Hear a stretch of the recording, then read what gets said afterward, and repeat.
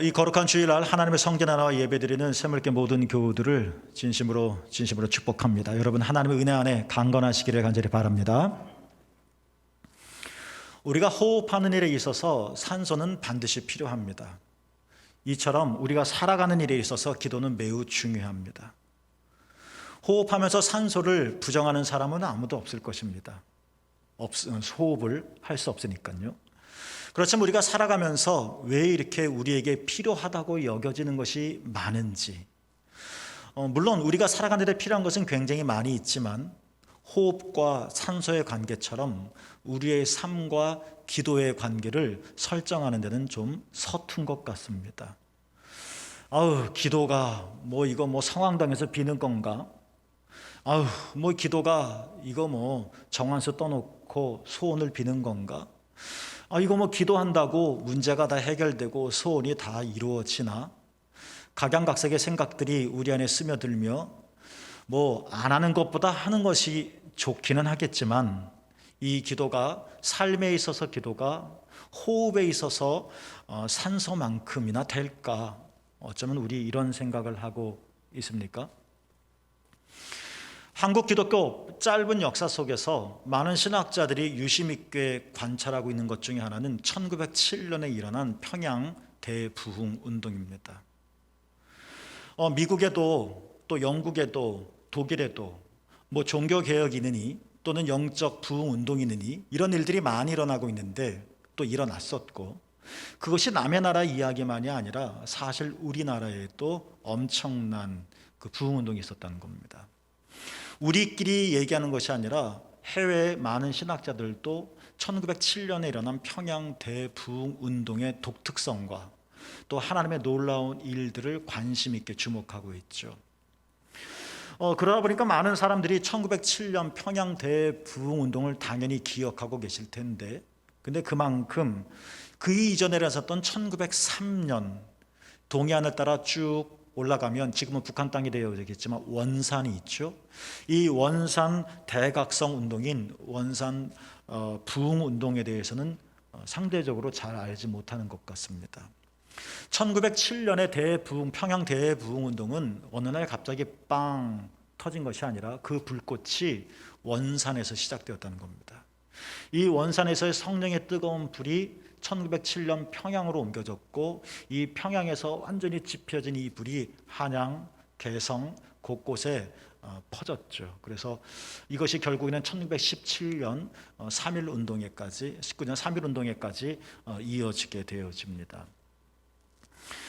1903년 원산 대부흥 운동의 주도적인 역할을 했었던 아주 작은 불꽃 같지만, 그러나 작은 불꽃이 아니라 엄청난 성령의 불을 일으킨 사람이 있는데, 그 주인공이 바로 감리교 선교사인 로버트 하디라고 하는 사람입니다.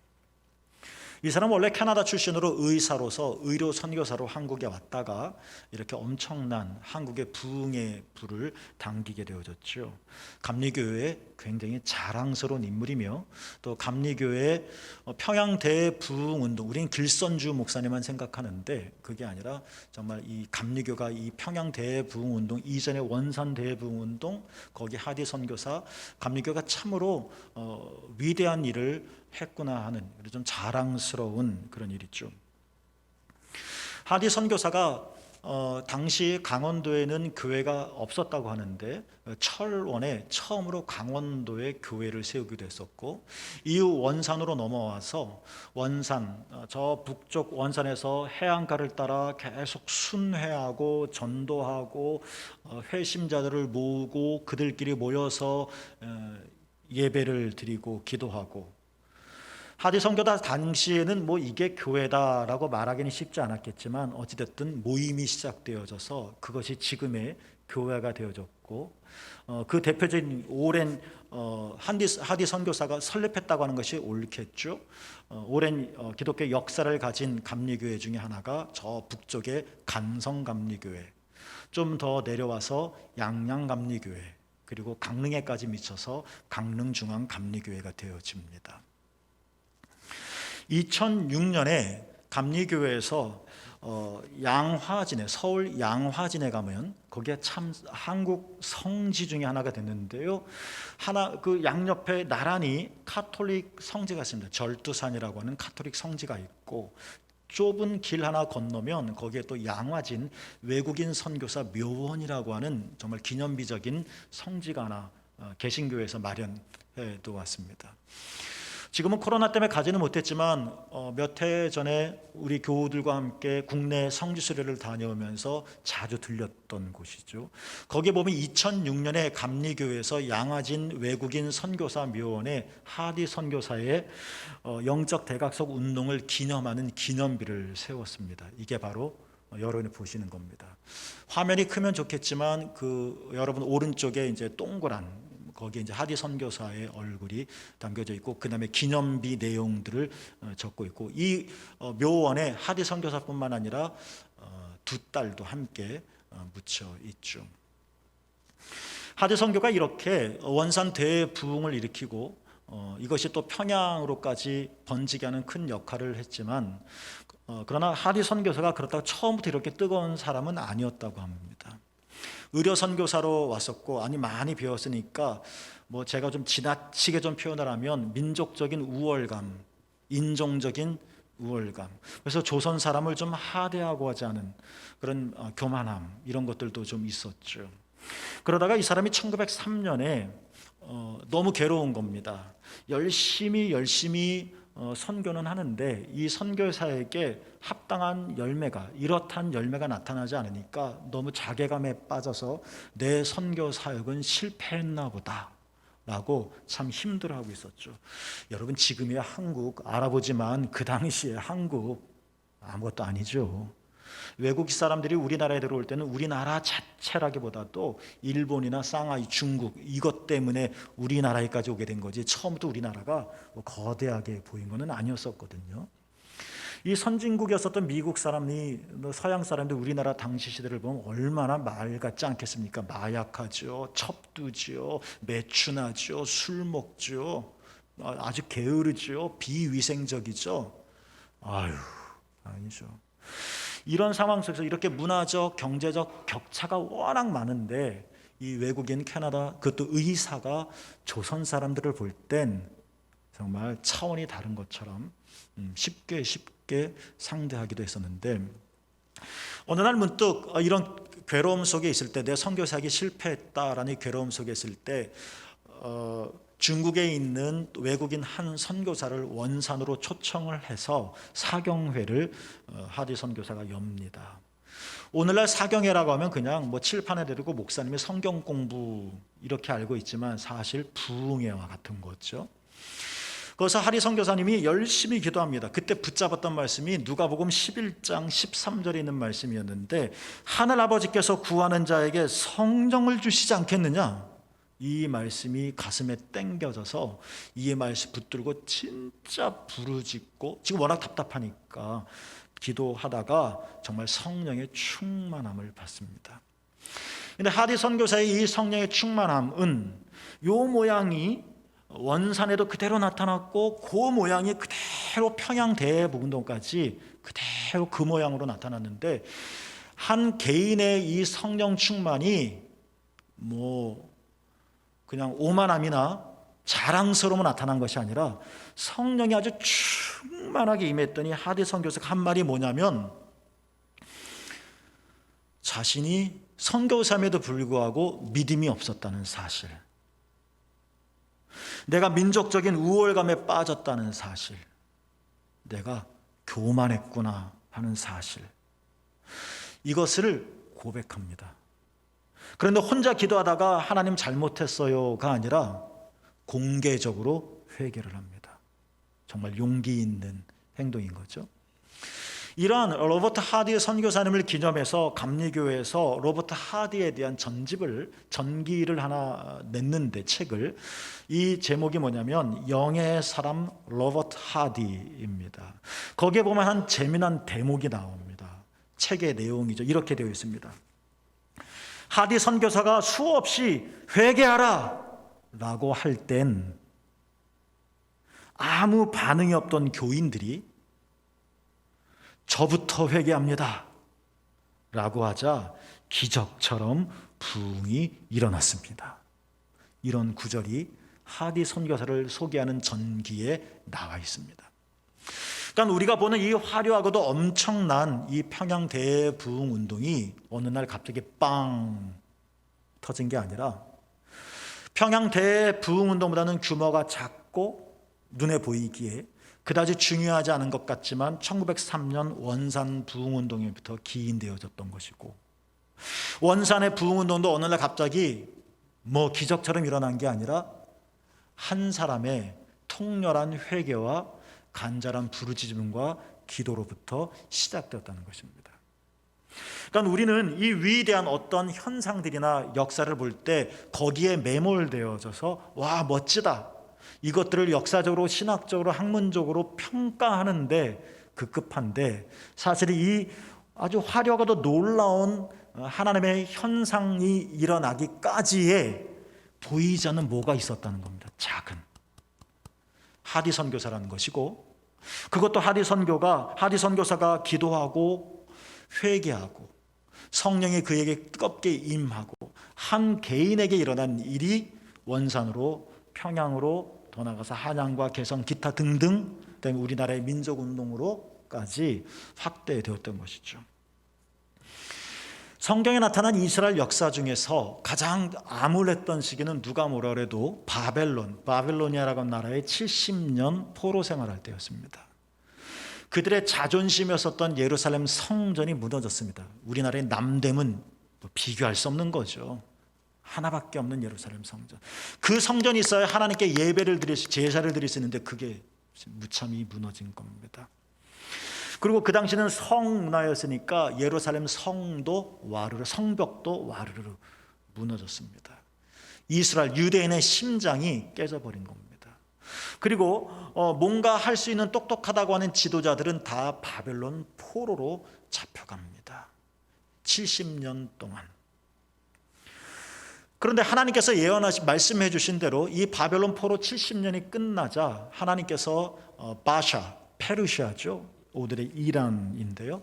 페르시아를 일으키셔서 바벨론을 점령하게 하심으로 그것을 계기로 해서 70년 포로로 잡혀갔던 자들이 고향 예루살렘으로 다시 돌아오게 됩니다. 정말 기뻤습니다. 그들의 기쁨이 더 컸었던 이유는 조금도 예상하지 못했기 때문에 그렇습니다. 바벨론 제국이라고 말하는데, 제국이라면 그래도 역사가 좀 유구해야 되지 않겠습니까? 그런데 바벨론의 역사는 예상외로 짧습니다. 아무도 70년쯤에 바벨론이 멸망할 거라고 예측한 사람이 아무도 없었습니다. 진짜 하나님이 무찌르신 겁니다. 기적이죠. 이렇게 이해했기 때문에 이스라엘 사람들이 시편에 보면 이렇게 고백하죠. 여호와께서 대사를 행하셨도다. 찬송하는 겁니다. 우리가 뭔가 꿈틀꿈틀 움직여서 틈을 만들어 일을 만들어낸 것이 아니라 어쩔 수 없는데, 아무도 손댈 수 없는데 위에서로부터 하나님의 권능이 임하여서 꿈쩍도 하지 않을 것 같았던 바벨론이 풍지박살이 나서 우리가 이렇게 고향으로 돌아오는 정말 꿈꾸는 것 같았도다. 진짜 고백이죠. 그래서 총독 다윗의 후손인 스룹바벨과 함께, 그리고 대제사장 여호수아, 모세의 시종 여호수아가 아닌 동명이인의 여호수아가 와서 예루살렘에 도착해서 그토록 소망했던 예루살렘 성전을 다시 짓습니다. 건물을 세우려면 기초를 닦아야 되겠죠.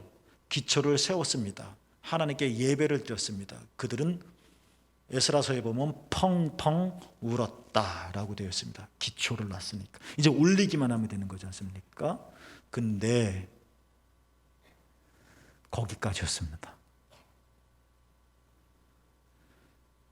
이스라엘 사람들이 유대인들이 예루살렘 성전을 짓고 예루살렘 성벽을 쌓고 이것들을 시기하고 싫어하는 대적자들이 있었고, 집요한 정치 공략으로 인해서 성전 기초만 놓고 약 20년 동안 멈춰버립니다.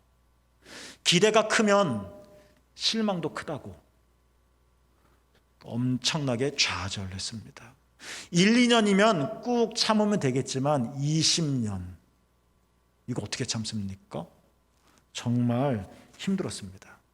그 책이 에스라에 나오는 겁니다. 에스라서에. 자, 그럴 때 20년이 지난 즈음에 하나님께서 보내주신 혜성 같은 예언자 2명이 있습니다. 한참 울고 있을 때, 한참 가슴팍을 치고 있을 때, 아니 20년이라는 세월이 지나서 눈물도 말라버렸을 때, 이젠 소망 따윈 소용없다고 여겨질 때 학개 선지자가 나타납니다. 그리고 스가랴 선지자가 나타납니다. 거의 동시대 사람입니다. 그러면서 이제 20년, 이게 우리 팔자지 하고 있을 즈음에 이 2 예언자가 나타나서 그들의 심령에 불을 지핍니다. 하나님이 성전을 재건하라 하십니다. 하나님이 하라고 하십니다. 그래서 그들이 힘을 얻고 다시 성전을 재건하는데, 스가랴는 학개 선지자와는 또 다른 예언을 하나 합니다. 학개는 단순히 성전을 지으십시오 였지만, 스가랴는 성전 지어진 그곳에, 그 성전에 하나님의 영광이 임할 것입니다.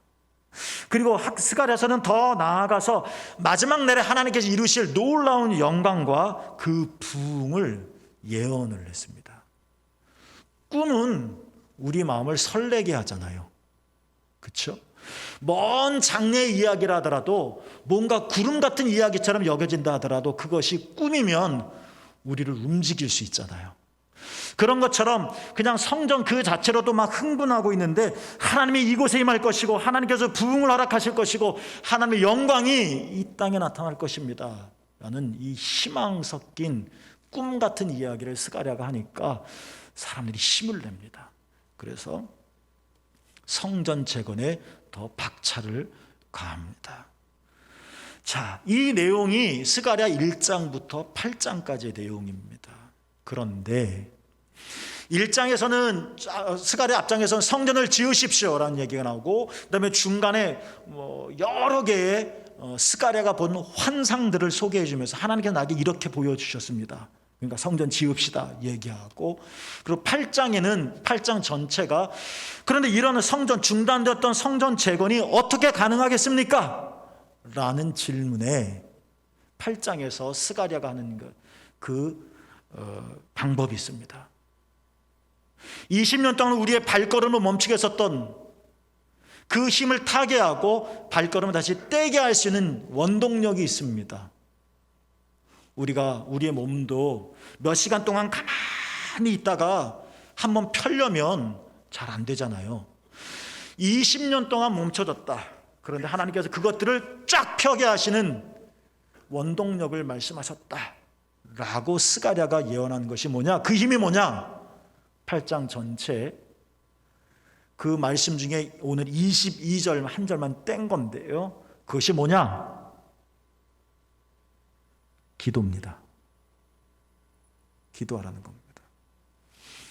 이스라엘 역사 속에서 70년 바벨론 포로, 20년 성전 재건 중단, 이것은 역사적인 사실이고 유대인들을 슬프게 했었던 비극적인 일이지만, 이것은 우리 성경 읽는 우리들에겐 하나의 은적인 의미로, 우리에게도 우리의 삶을 올감해서 포로 생활하게 하고 자유롭지 못하게 하고 우리를 억압하게 하고, 나도 자유롭게 날개짓을 하고 싶은데 내 날개를 꺾어버리는 나보다 더 힘이 센 내 삶의 어떤 바벨론, 그 압제의 70년, 울을 수밖에 없는 70년.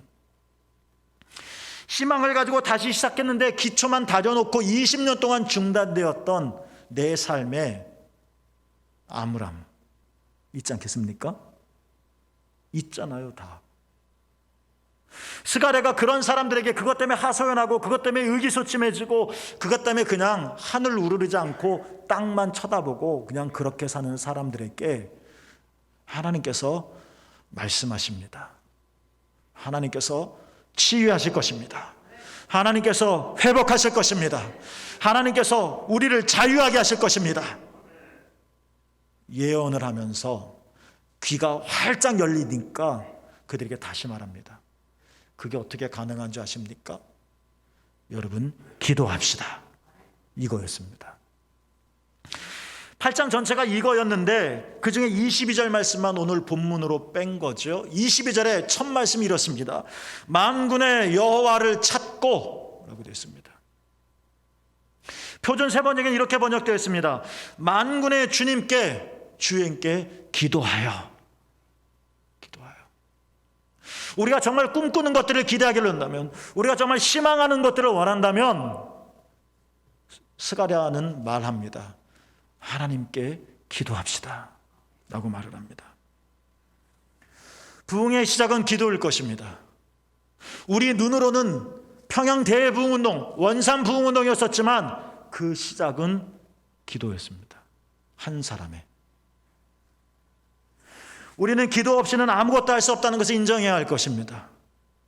산소가 없으면 우리는 내 허파가 아무리 커도, 내 코가 아무리 장대해도 숨을 쉴 수 없는 것처럼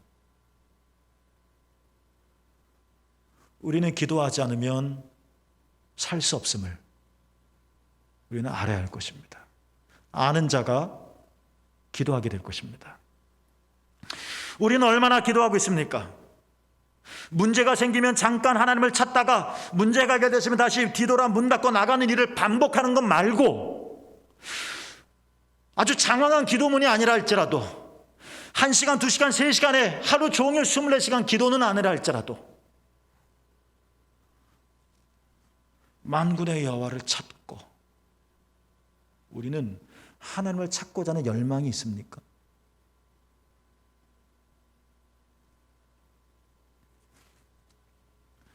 치유와 회복과 부흥은 하나님께서 주시는 것입니다. 그러니 하나님만이 하실 수 있을 것이고 하나님이 일하실 수 있도록 우리는 길을 예비해야 할 것이며, 앞길이 캄캄했던 야곱이 베델에서 하늘문이 열려서 하늘의 음성을 들었던 것처럼 하늘의 문이 열려야 할 것이고, 그러기 위해서는 우리는 기도해야 한다는 것입니다. 따라해 볼까요? 여호와를 찾고. 연이어 말합니다. 22절에 보면 똑같은 말인데 만군의 여호와께 은혜를 구하자라고 말을 합니다. 우리가 구해야 할 것은 하나님의 은혜입니다. 성경의 많은 인물들의 공통점은 무엇이냐? 다 하나님을 찾고 하나님을 구하는 자들이었다는 것입니다. 예를 들어 시편 63편 1절에 보면 다윗이 이렇게 노래한 적이 있었습니다. 내가 간절히 주를 찾되 물이 없고 마르고 황폐한 땅에서 내 영혼이 주를 갈망하며 내 육체가 주를 앙모하나이다. 이 시는 63편은 시인 다윗이 사울에게 쫓겨가 유대 땅에 머물 때 지은 시입니다. 광야 여행을 떠난 것이 아니라 사울의 날카로운 칼끝이 다윗의 목을 겨냥하고 있을 때 피해 간 것이 유대 땅이고 광야고 거기에 아둘람 굴입니다. 가고 싶어서 간 것이 아닙니다. 다윗이 고백한 것처럼 지금 다윗이 서 있는 땅은 물이 없고 메마르고 황폐합니다. 그런데 여러분, 정말 땅만 그랬을까요? 다윗의 삶도 물이 없고 마르고 황폐했습니다. 다윗만 그랬을까요? 우리도 때로는 어떤 면에선 물이 없고 마르고 황폐한 시간을 살아갈 때가 있습니다.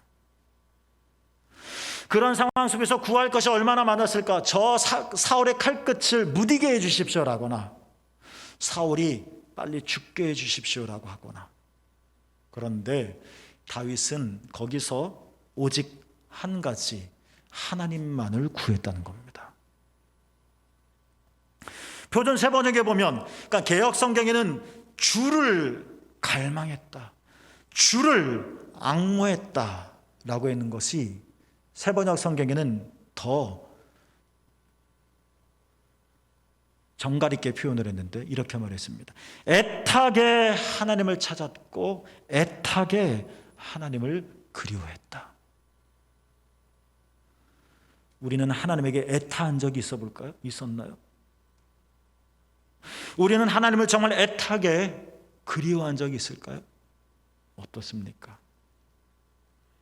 이렇게 애타게 하나님을 찾고 문제 해결이 아니라 애타게 하나님을 찾고, 내 앞에 놓인 바위를 처치해 주는 것이 아니라 애타게 하나님을 그리워하고, 그때 다윗이 어떤 일이 일어난지를 경험을 합니다. 그 경험을 시편 69편 32절에 담았는데, 개역성경 이렇게 되어 있죠. 하나님을 찾는 너희들아, 너희 마음을 소생하게 할지어다. 그런데 이 말씀이 표준 세번역에는 정말 이렇게 번역되어져 있습니다. 한번 보실래요? 애타게 하나님을 찾고 애타게 하나님을 그리웠을 때 자기에게 일어난 일이 무엇인지를 말하고 있는 겁니다. 하나님을 찾는 사람들아, 그대들의 심장에 생명이 고동칠 것이다. 할렐루야. 여러분, 이게 우리의 기도 제목이지 않습니까?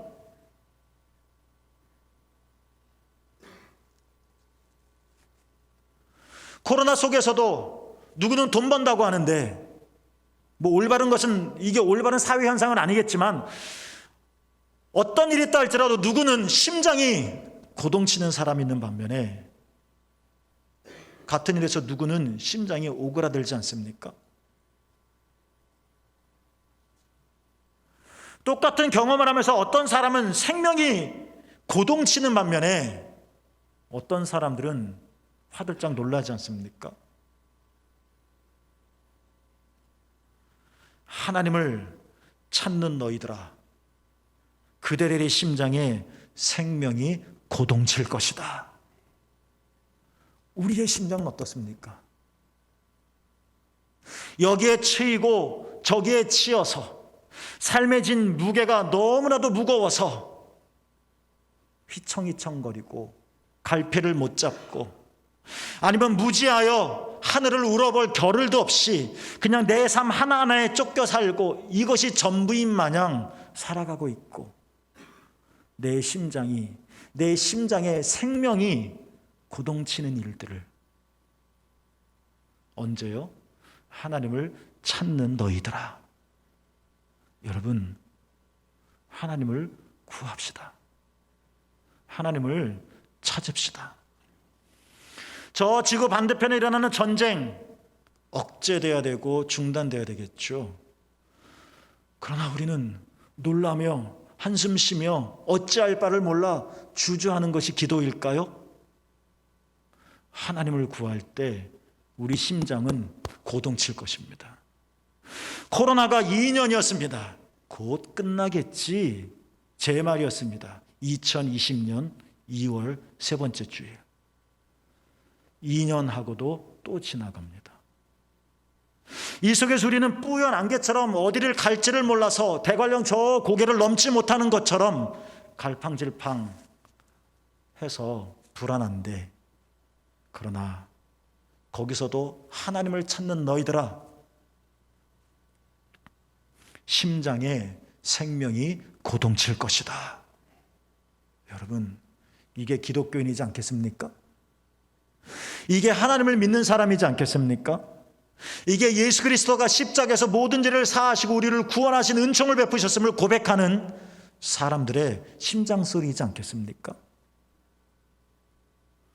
하나님을 찾을 때 가능하다는 겁니다. 내 발가락에 무좀이 있으니까 무좀 제거해 주십시오. 여러분 오해 없이 들으시길 바랍니다.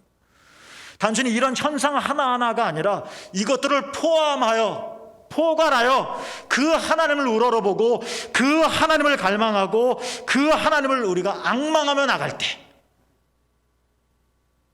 덮고도 남을 만한 크신 은총이 우리 가운데 임해 내 심장에 생명의 고동쳐서 어떤 사람에게는 오미크론을 능히 이겨나가는데 어떤 사람은 쉬 걸려나가는 것처럼 우리는 대처하고 이겨나가며 돌파하고 넘어가게 되어질 거라는 것입니다. 여러분, 하나님의 은혜가 여러 가운데 임하시고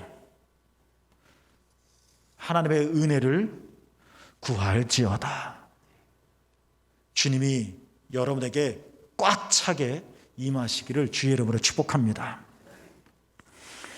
예레미야서 아마 기독교인들이 가장 읽기 힘든 책이 있다면 이사야, 예레미야, 에스겔 뭐 이런 것이지 않을까 싶습니다.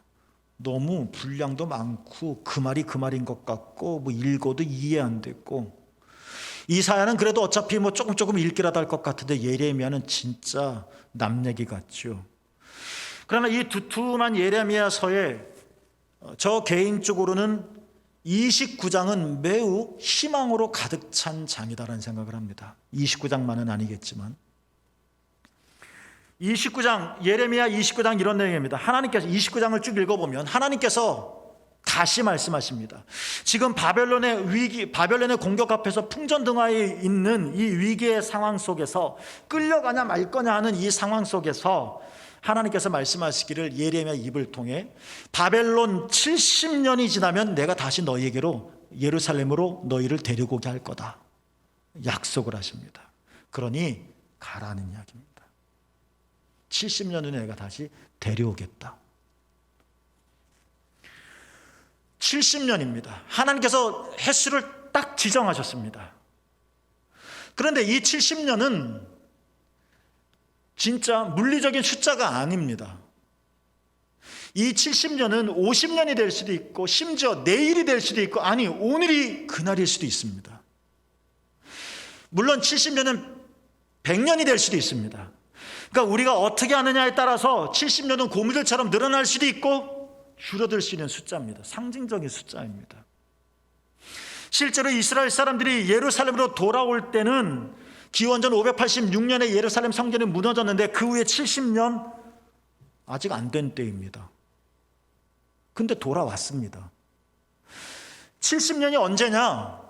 횟수로 따진다면 돌아온 이스라엘 사람들이 예루살렘에서 성전 재건하여 봉헌할 때가 70년입니다. 70년.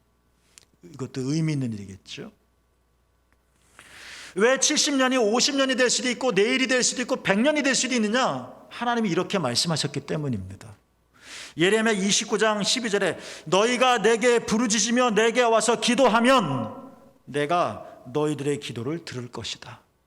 그러니까 우리가 이 70년을 어떻게 보내느냐에 따라서 80년이 100년이 50년이 30년이 내일이 될 수도 있다는 겁니다. 어떻게 할 것이냐, 어떻게 하면 예루살렘으로 돌아올 것이냐, 바벨론에서 자유함을 얻을 것이냐, 너희가 내게 부르짖으며 내게 와서 기도하면 이라는 것입니다.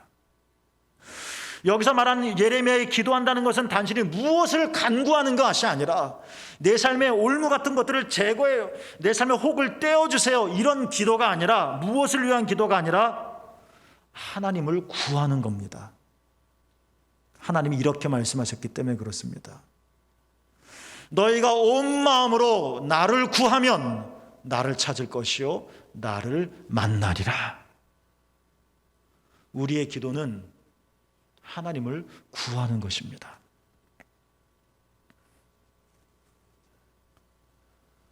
기도 합주회. 이 말은 미국에서 일어난 1차 영적 대각성 운동이 1700년대에 있었는데 그때의 주인공 중에 하나가 조지 휘필드라는 사람이고, 그 사람은 원래 영국 사람인데 대상을 건너면 영국이지 않습니까? 미국에서 존 웨슬리와 함께 감리교 운동을 일으켰던 사람 중에 하나입니다. 조지 휘필드가. 이 조지 휘필드가 미국으로 건너갔고 조지 휘필드와 함께 조나단 에드워드라고 하는 사람이 합세하여 미국의 제1차 영적 대각성 운동을 일으킵니다. 기도 합주라고 하는 단어는 조나단 에드워드가 사용한 단어입니다. 물론 그가 만들어낸 단어는 아닙니다. 조나단 에드워드가 쓴 책 중에 기도 합주회 Concerts of Prayer라고 번역되어 이 원문인 이 책이 있습니다. 조나단 에드워드는 부흥을 꿈꾼 사람이었습니다. 그런데 그가 말한 부흥은 첫째, 회개하는 겁니다. 둘째, 하나님의 그 영광이 그 자리에 임하는 겁니다. 셋째, 영광이 퍼지는 겁니다. 하나님 나라가 이루어지는 겁니다. 선교입니다. 이 세 개의 패턴이 부흥이다라고 말을 합니다. 그런데 조나단 에드워드가 말한 기도 합주에서 말한 이 세 개의 변화를 일으키는 그게 뭐냐? 기도라는 겁니다. 그래서 기도하자는 겁니다. 그 타이틀이 기도 합주회입니다. 콘서트입니다. 강릉에 산불이 일어났습니다. 우크라이나에 전쟁이 있습니다. 코로나는 2년이 넘어가고 있습니다. 이것은 개개인이 또는 공동체를 힘들게 합니다. 그런데 이것이 단순히 외적으로만 있는 현상일 뿐만 아니라 똑같은 것들이 어쩌면 우리 안에도 일어나고 있지 않습니까? 내 영혼을 산불처럼 불태우는 뭐가 있지 않습니까? 내 삶을 불태워서 다 말라버티고 다 숯불, 재만 되게 하는 산불이 우리 삶에도 있지 않습니까? 우크라이나의 전쟁만이 아니라 내 안에도 끊임없이 전쟁이 일어나고 있지 않습니까? 나를 파괴하는. 코로나가 외부의 바이러스만이 아니라 내 영혼을 좀먹는, 내 영혼의 숨통을 조이는 내 안에도 있지 않겠습니까? 외적으로, 내적으로. 더더군다나 이번 주에는 대선까지 있는데 이 혼돈과 이 어려움과 이 고통 속에서, 위기 속에서 우리가 은유적인 의미로 바벨론 해방과 성전 재건이라는 희망을 경험하기를 원한다면 조나단 에드워드, 로버트 하디, 스가랴 예언자 말했던 것처럼 우리는 다시 기도부터 시작해야 한다는 겁니다. 우리 심장에 생명이 고동치게 해야 한다는 것입니다. 내일부터 딱 3분입니다. 3분. 숨 꾹 참고 2번 숨 쉬면 3분 지나갑니다. 3분입니다. 어디서든지 여러분의 처한 자리에 3분을 하나님께 한번 드려봅시다. 여호와를 찾고 여호와의 은혜를 구해봅시다. 현실의 문제 하나에 벌벌 떠는 것이 아니라 이 모든 것들을 덮고도 남을 하나님의 은혜를 구하고 하나님을 갈망해 봅시다. 우리의 심장의 생명이 고동치게 한번 해봅시다. 한 사람이 원산을 변화시키고 평양을 변화시키고 우리나라를 변화시켰던 것처럼 3분, 24시간 중에 고작 3분, 그러나 위대한 3분이 되어질 것입니다. 고작 몇 사람이, 그러나 그 몇 사람이 엄청난 하나님의 일들을 끌어들일 수 있을 것입니다. 이 3주가 여러분과 여러분의 삶의 터전과 세계에 하나님의 영광과 기적이 일어나는 축복의 기간이 되어지기를 간절히 바랍니다. 기도하겠습니다. 하나님, 만군의 여호와를 찾게 해주시고 겸손하게 하나님께 은혜를 구하게 하옵소서. 지금은 그러해야 할 때입니다. 물이 없고 마르고 황폐한 땅에서도 우리의 심장에 생명이 고동치게 하옵소서. 예수 그리스도의 이름으로 간절히 기도하옵나이다. 아멘.